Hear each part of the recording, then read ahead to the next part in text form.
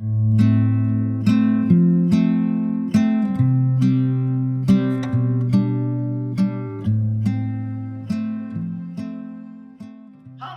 puji nama Tuhan. Saudara, hari ini saya ingin menekankan mengenai doa. Karena banyak sekali orang Kristen hidupnya bingung dan masih menganggap doa sebuah misteri. Tapi hari ini saya ingin mengupas sebuah kebenaran firman Tuhan. Tuhan ingin menjawab doa, saudara. Tuhan ingin agar kita tahu Tuhan selalu menjawab doa. Tetapi, mengapa pastor saya masih merasa Tuhan tidak jawab doa-doa saya? Nah, karena kita tahu bahwa doa adalah hal yang paling penting dalam kehidupan kita sebagai orang Kristen. Mari saya bukakan dimensi supaya kita mengerti mengenai doa lebih baik. Di dalam Yakobus 1 ayatnya yang ke-7 dan 8, firman Tuhan berkata, orang yang demikian janganlah mengira bahwa ia akan menerima sesuatu dari Tuhan.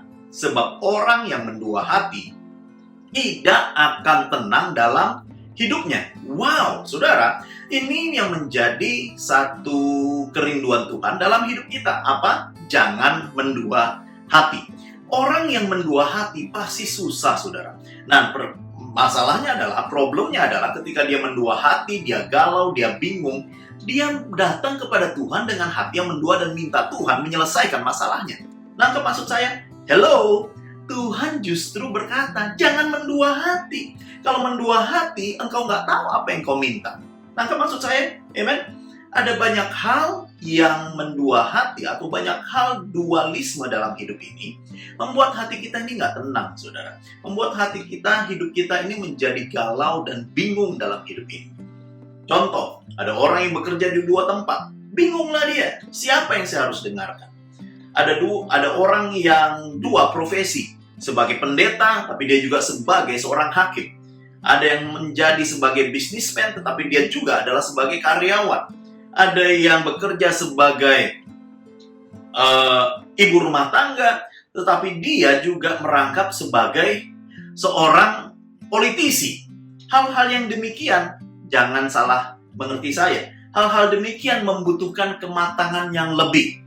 Haleluya, amen. Tidak semua orang bisa berhasil di dua tempat, saudara, atau tiga tempat. Tidak semua orang punya kapasitas yang sama. Kalau Anda memiliki kapasitas menjadi seorang pendeta dan juga pada saat yang sama menjadi seorang businessman dan dua-duanya berhasil, saya percaya itu adalah kasih karunia Tuhan, tetapi tidak untuk semua orang.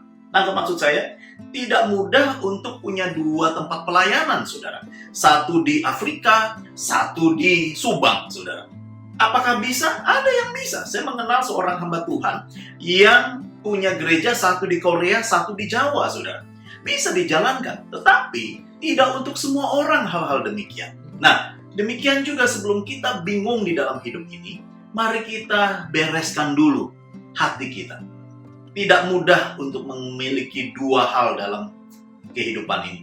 Ada yang ingin kuliah manajemen, tapi pada yang sama ingin kuliah perhotelan. Iya kan? Ada yang bekerja sekaligus kuliah. Tidak semua orang bisa, saya ingin sampaikan sesuatu. Dan banyak hal justru membawa orang karena dia tidak siap, dia belum matang, masuk ke dalam hal demikian lalu bingung dan bertanya, Tuhan tolong dong jawab doa saya. Tuhan tidak bisa menjawab sekaligus. Mengapa? Karena kita tidak tahu apa yang kita minta sebetulnya. Hari ini saya berdoa, bereskan dulu hati Anda, bereskan dulu komitmen Anda, dan barulah berdoa. Karena itu adalah satu hal yang Tuhan ingatkan sebelum kita berdoa. Jangan mendua hati. Amin.